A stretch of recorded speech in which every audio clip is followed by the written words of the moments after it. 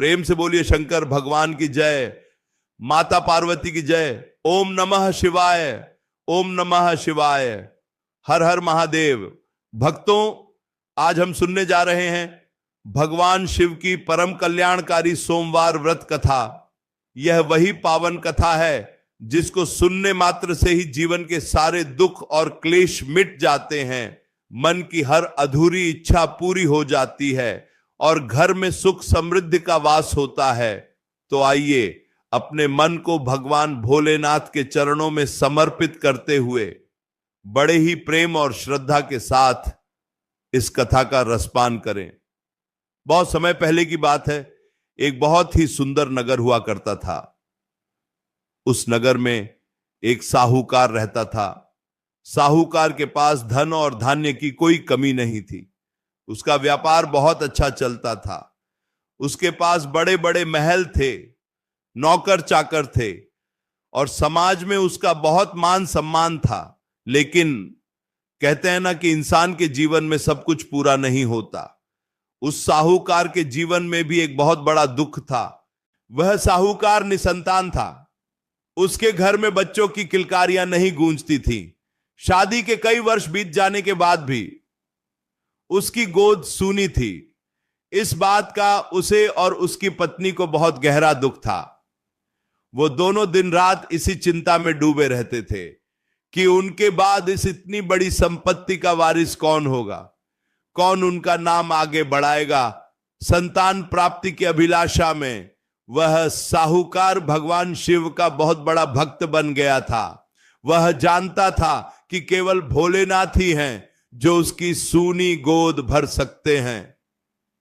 इसलिए वह हर सोमवार को पूरी निष्ठा और नियम के साथ भगवान शिव का व्रत रखता था। सोमवार के दिन वह साहूकार सुबह जल्दी उठता, स्नान आदि करके स्वच्छ वस्त्र धारण करता और फिर पूजा की थाली सजाकर नगर के शिवालय में जाता था। मंदिर पहुंचकर वह साहूकार बड़े ही प्रेम से भगवान शिव और माता पार्वती की पूजा करता।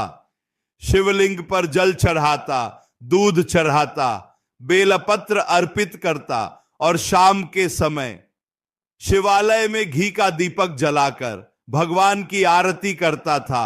उसकी भक्ति में इतनी सच्चाई थी, इतना समर्पण था कि वह एक भी सोमवार छोड़ता नहीं था।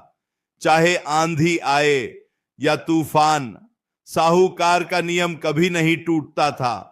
वह बस इसी आस में था कि कभी ना कभी तो मेरे भोलेनाथ की दृष्टि मुझ पर पड़ेगी, कभी ना कभी तो मेरी पुकार उन तक पहुंचेगी। उसी शिवालय में जहां साहूकार पूजा करने जाता था, वहां भगवान शिव और माता पार्वती अक्सर भ्रमण करते हुए आते थे। एक बार की बात है, जब साहूकार पूजा करके चला गया तो माता पार्वती ने भगवान शिव से कहा, हे प्राणनाथ, यह साहूकार आपका कितना अनन्य भक्त है।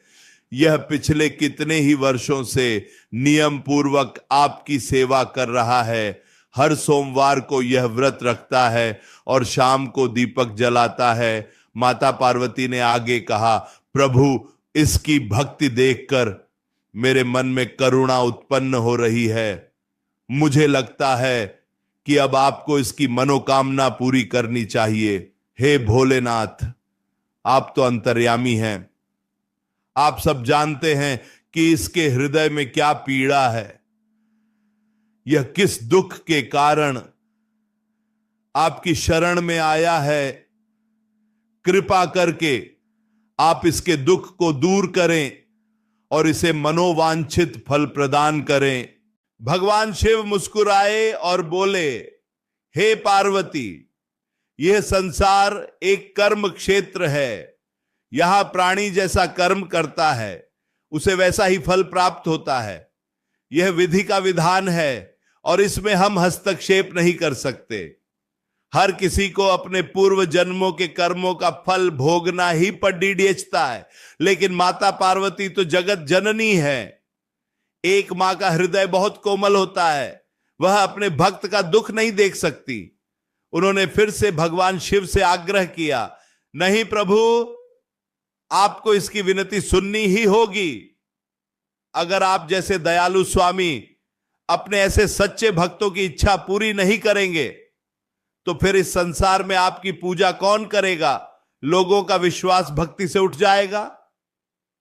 इसलिए आपको इस साहूकार को पुत्र प्राप्ति का वरदान देना ही होगा। माता पार्वती के बार बार आग्रह करने पर और उनकी हठ देखकर भगवान शिव मान गए। उन्होंने कहा, ठीक है पार्वती, मैं तुम्हारे कहने पर इस साहूकार को पुत्र प्राप्ति का वरदान देता हूं, लेकिन एक समस्या है। माता पार्वती ने पूछा, कैसी समस्या प्रभु? भगवान शिव ने कहा, इसके भाग्य में पुत्र का सुख नहीं है, लेकिन तुम्हारे आग्रह के कारण मैं इसे पुत्र तो दूंगा, परंतु वह पुत्र केवल 12 वर्ष तक ही जीवित रहेगा। 12 वर्ष पूरे होते ही उसकी मृत्यु हो जाएगी। यही विधाता का लेख है और इसे बदला नहीं जा सकता। माता पार्वती ने यह सुनकर संतोष किया कि चलो कम से कम साहूकार को संतान का सुख तो मिलेगा। उधर साहूकार जो मंदिर में पूजा कर रहा था, उसे इस वार्तालाप का कोई ज्ञान नहीं था। उसने अपनी पूजा समाप्त की और घर चला गया।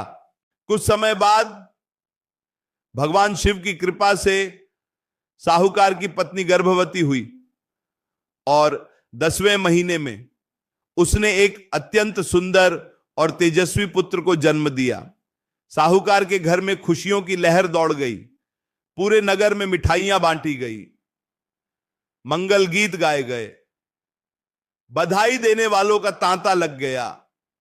साहूकार बहुत खुश था, लेकिन उसके मन के किसी कोने में एक चिंता भी थी, क्योंकि उसे कहीं ना कहीं यह आभास था या शायद उसने स्वप्न में देखा था कि भगवान शिव ने उसे पुत्र तो दिया है, लेकिन उसकी आयु कम है। इसलिए साहूकार ने पुत्र जन्म की खुशी तो मनाई, लेकिन उसने बहुत अधिक धूमधाम नहीं की और न ही उसने अपनी पत्नी को उस बालक की अल्पायु के बारे में कुछ बताया, क्योंकि वह जानता था कि एक मां यह सच बर्दाश्त नहीं कर पाएगी। समय बीतता गया। वह बालक देखने में बहुत ही सुंदर और स्वभाव से बहुत ही सुशील था। जो भी उसे देखता बस देखता ही रह जाता। धीरे धीरे वह बालक बड़ा होने लगा और जब वह 11 वर्ष का हुआ तो साहूकार ने उसकी शिक्षा और विवाह के बारे में सोचना शुरू किया। साहूकार की पत्नी ने कहा, स्वामी, हमारा पुत्र अब विवाह योग्य हो रहा है, हमें इसके लिए कोई सुंदर सी कन्या देखनी चाहिए और इसका विवाह कर देना चाहिए। लेकिन साहूकार जानता था कि उसके पुत्र की आयु केवल 12 वर्ष है। अगर उसने उसका विवाह कर दिया तो वह कन्या विधवा हो जाएगी और उसका जीवन नर्क बन जाएगा। साहूकार एक धर्मपरायण व्यक्ति था। वह किसी और की बेटी का जीवन बर्बाद नहीं करना चाहता था। इसलिए साहूकार ने अपनी पत्नी को समझाया, अभी इसकी उम्र कम है, पहले हम इसे शिक्षा के लिए काशी भेजेंगे। जब यह विद्या ग्रहण करके विद्वान बनकर लौटेगा तब हम इसके विवाह के बारे में सोचेंगे। साहूकार की पत्नी मान गई। साहूकार ने अपने पुत्र के मामा को बुलाया और उन्हें बहुत सारा धन देकर कहा, तुम इस बालक को लेकर काशी जाओ और वहां इसे अच्छी से अच्छी विद्या का अध्ययन कराओ और रास्ते में जिस जिस नगर से तुम गुजरो वहां यज्ञ करते हुए जाना और ब्राह्मणों को भोजन कराते हुए जाना। मामा और भांजा दोनों काशी के लिए निकल पड़े। जैसा कि साहूकार ने कहा था, वे जिस भी नगर में रुकते वहां यज्ञ का आयोजन करते, ब्राह्मणों को दान दक्षिणा देते और आगे बढ़ जाते। चलते चलते वे एक नगर में पहुंचे। उस नगर के राजा की राजकुमारी का विवाह था। जिस राजकुमार से उसका विवाह होने वाला था वह राजकुमार एक आंख से काना था। राजकुमार के पिता को इस बात की चिंता थी कि अगर राजा को पता चल गया कि मेरा बेटा काना है तो वह अपनी बेटी का विवाह इससे नहीं करेंगे और बहुत बदनामी होगी। तभी राजकुमार के पिता की नजर साहूकार के सुंदर और स्वस्थ पुत्र पर पड़ी, जो अपने मामा के साथ वहां से गुजर रहा था। उसे देखते ही राजकुमार के पिता के मन में एक विचार आया। उसने सोचा, क्यों ना मैं इस सुंदर बालक को दूल्हा बनाकर तोरण मारने भेज दूं, और जब विवाह की सारी रस्में पूरी हो जाएंगी तो मैं अपने बेटे को बदल दूंगा और राजकुमारी को अपने साथ विदा करके ले जाऊंगा। राजकुमार के पिता ने साहूकार के पुत्र के मामा से बात की और उन्हें धन का लालच दिया या शायद विवशता बताई। खैर, मामा मान गए और उस साहूकार के बेटे को दूल्हे के कपड़े पहनाकर घोड़ी पर बैठा दिया गया। साहूकार का बेटा मन ही मन भगवान शिव का स्मरण करता था। वह बहुत ही समझदार और ईमानदार था। उसने विवाह की सारी रस्में पूरी की। उसने राजकुमारी के साथ साथ फेरे लिए, लेकिन वह इस धोखे से खुश नहीं था। वह नहीं चाहता था कि उस निर्दोष राजकुमारी को अंधेरे में रखा जाए। इसलिए विदाई के समय जब सब लोग व्यस्त थे तो उसने राजकुमारी की चुनरी के पल्लू पर लिख दिया कि हे राजकुमारी, तुम्हारा विवाह तो मेरे साथ हुआ है, लेकिन जिस राजकुमार के साथ तुम्हें विदा किया जाएगा वह एक आंख से काना है। मैं तो काशी पढ़ने जा रहा हूं। लिखने के बाद वह बालक अपने मामा के साथ वहां से चला गया। उधर जब राजकुमारी ने अपनी चुनरी पर लिखा हुआ पढ़ा तो वह सन्न रह गई। उसने तुरंत अपने माता पिता को यह बात बताई और उस काने राजकुमार के साथ जाने से साफ मना कर दिया। राजा ने भी अपनी बेटी की बात मानी और बारात को वापस लौटा दिया। इस तरह राजकुमारी का जीवन बर्बाद होने से बच गया। इधर साहूकार का बेटा और उसका मामा काशी पहुंच गए। वहां उन्होंने एक गुरुकुल में प्रवेश लिया और बालक ने अपनी विद्या का अभ्यास शुरू कर दिया। समय अपनी गति से चलता रहा और वह दिन भी आ गया जब वह बालक 12 वर्ष का होने वाला था। जिस दिन वह बालक पूरे 12 वर्ष का हुआ, उस दिन उसने अपने मामा से कहा, मामा जी, आज मेरी तबीयत कुछ ठीक नहीं लग रही है, मुझे बहुत कमजोरी महसूस हो रही है। मामा ने कहा, कोई बात नहीं बेटा, तुम अंदर जाकर थोड़ा आराम कर लो, मैं वैद्य को बुला कर लाता हूं। बालक कमरे में गया और लेट गया और देखते ही देखते उसके प्राण पखेरु उड़ गए। उसकी मृत्यु हो गई, जैसा कि भगवान शिव ने कहा था। ठीक 12 वर्ष पूरे होते ही उसका जीवन समाप्त हो गया।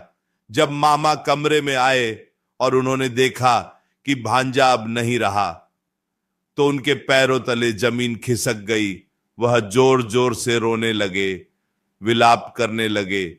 उनका रोना सुनकर आसपास के लोग भी जमा हो गए और सब उस सुंदर बालक को मृत देखकर बहुत दुखी हुए।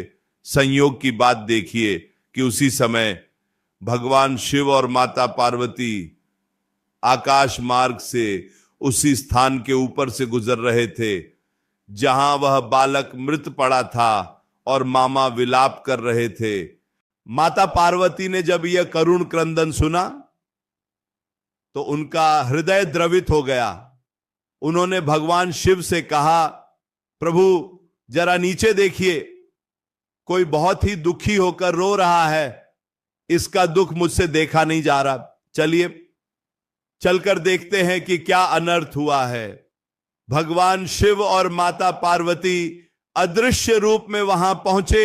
उन्होंने देखा कि वही साहूकार का पुत्र मृत पड़ा है, जिसे उन्होंने 12 वर्ष की आयु का वरदान दिया था। माता पार्वती ने उस बालक को पहचान लिया और बोली, स्वामी, यह तो उसी साहूकार का पुत्र है जिसकी मनोकामना आपने मेरे कहने पर पूरी की थी। देखिए प्रभु, आज इसकी 12 वर्ष की आयु पूरी हो गई है और इसकी मृत्यु हो गई है। लेकिन प्रभु, इसके माता पिता का क्या होगा? उन्होंने तो बड़े ही लाड प्यार से इसे पाला था। अगर उन्हें पता चलेगा कि उनका बेटा अब नहीं रहा तो वे तो जीते जी मर जाएंगे। माता पार्वती ने भगवान शिव के चरण पकड़ लिए और बोली, हे भोलेनाथ, हे त्रिलोकीनाथ, आप तो मृत्युंजय हैं, आप तो काल के भी महाकाल हैं। आप चाहें तो क्या नहीं हो सकता। कृपा करके इस बालक को जीवन दान दे दीजिए, वरना इसके वियोग में इसके माता पिता तड़प तड़प कर मर जाएंगे और फिर आपकी भक्ति कौन करेगा। भगवान शिव ने माता पार्वती को समझाया, देवी, जीवन और मृत्यु का चक्र तो चलता रहता है, हर प्राणी को जाना ही होता है। लेकिन माता पार्वती नहीं मानी। वह बार बार आग्रह करती रही कि आपको इसे जीवित करना ही होगा। भक्त के प्रेम और पार्वती के हठ के आगे भोलेनाथ को झुकना ही पड़ा। भगवान शिव ने नंदी को आदेश दिया और अपनी संजीवनी शक्ति से उस बालक के शरीर में पुनः प्राणों का संचार कर दिया। देखते ही देखते वह बालक जो मृत पड़ा था उसमें हरकत हुई। उसने अपनी आंखें खोली और वह ऐसे उठकर बैठ गया जैसे कि कोई गहरी नींद से जागा हो। ओम नमः शिवाय का जाप करते हुए वह बालक उठ बैठा। मामा की खुशी का कोई ठिकाना नहीं रहा। उन्होंने ईश्वर को धन्यवाद दिया। उधर साहूकार का बेटा अब पूरी तरह स्वस्थ हो गया था। उन्होंने अपनी शिक्षा पूरी की और फिर मामा भांजा अपने नगर की ओर वापस चल पड़े।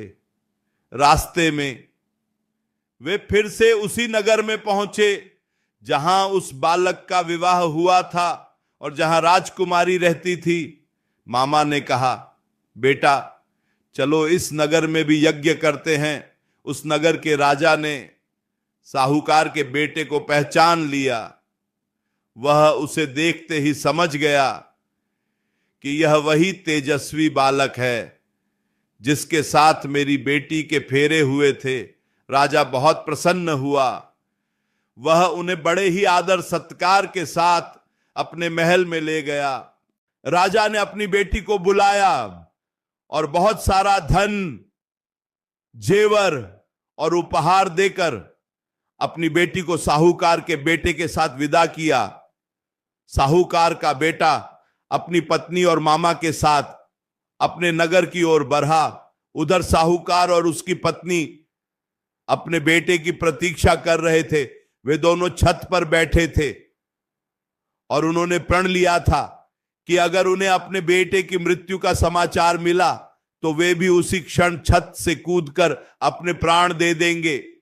तभी एक सेवक दौड़ता हुआ आया और उसने खबर दी कि सेठ जी, बधाई हो, आपका बेटा विद्या प्राप्त करके लौट आया है और साथ में अपनी बहू भी लाया है। साहूकार को विश्वास नहीं हुआ। उसे लगा कि सेवक झूठ बोल रहा है या मजाक कर रहा है। लेकिन जब उसने बाहर का शोर सुना और ढोल नगाड़ों की आवाज सुनी तो वह दौड़ा दौड़ा नीचे आया। उसने देखा उसका बेटा बिल्कुल स्वस्थ और जीवित उसके सामने खड़ा है और साथ में एक सुंदर वधू भी है। साहूकार और उसकी पत्नी की आंखों से खुशी के आंसू बहने लगे। उन्होंने अपने बेटे को गले लगा लिया और बार बार भगवान शिव का धन्यवाद करने लगे। उसी रात साहूकार के सपने में भगवान शिव आए और बोले, हे श्रेष्ठी, मैं तुम्हारे सोमवार के व्रत और तुम्हारी सच्ची भक्ति से बहुत प्रसन्न हूं। तुम्हारी तपस्या सफल हुई। मैंने तुम्हारे पुत्र को लंबी आयु प्रदान की है। अब तुम निश्चिंत होकर अपना जीवन व्यतीत करो। साहूकार की नींद खुली तो उसका मन अपार शांति से भर गया। उसने अगले सोमवार को पहले से भी अधिक धूमधाम से भगवान शिव की पूजा की और गरीबों को दान दिया। इस प्रकार जो कोई भी व्यक्ति सोमवार का व्रत रखता है और भगवान शिव की यह कथा सुनता है या पढ़ता है, उसके सारे दुख दूर हो जाते हैं। जैसे साहूकार के घर में खुशियां लौटी, वैसे ही कथा सुनने वाले हर भक्त के घर में सुख, शांति और समृद्धि का वास होता है। भगवान शिव बहुत भोले हैं, वे केवल एक लोटा जल और बेलपत्र से ही प्रसन्न हो जाते हैं। बस मन में श्रद्धा होनी चाहिए, विश्वास होना चाहिए। तो बोलिए उमापति महादेव की जय, बोलिए काशी विश्वनाथ की जय, बोलिए सोमनाथ भगवान की जय। ओम नमः शिवाय, ओम नमः शिवाय, ओम नमः शिवाय। यहां पर हम भगवान शिव का ध्यान करेंगे और मन ही मन उनसे प्रार्थना करेंगे। हे भोलेनाथ, जैसे आपने साहूकार की सुनी वैसे हम सबकी सुनना, जैसे आपने उसकी सूनी गोद भरी वैसे सबकी मनोकामना पूरी करना। हमारे घर में जो भी क्लेश हैं, जो भी बाधाएं हैं, उन्हें दूर करना, हमें सन्मार्ग पर चलने की प्रेरणा देना और हमारे अंत समय में हमें अपने चरणों में स्थान देना। ओम त्र्यंबकम यजामहे सुगंधिम पुष्टिवर्धनम उर्वारुकमिव बंधनान मृत्युर्मुक्षीयमामृतात्। ओम तत्पुरुषाय विद्महे महादेवाय धीमहि तन्नो रुद्रः प्रचोदयात्। ओम नमः शिवाय। हर हर महादेव। भक्तों, सोमवार व्रत की महिमा अपरंपार है। स्कंद पुराण में भी इस व्रत का बहुत महत्व बताया गया है। कहा जाता है कि माता पार्वती ने भी भगवान शिव को पति रूप में पाने के लिए कठोर तपस्या की थी और 16 सोमवार के व्रत रखे थे। तभी से यह परंपरा चली आ रही है। कुंवारी कन्याएं अच्छा वर पाने के लिए सोमवार का व्रत रखती हैं। विवाहित स्त्रियां अपने पति की लंबी उम्र और सुखी दाम्पत्य जीवन के लिए यह व्रत रखती हैं। और पुरुष धन, यश और कीर्ति पाने के लिए भोलेनाथ की आराधना करते हैं। व्रत की विधि बहुत ही सरल है। सूर्योदय से पहले उठकर स्नान करें।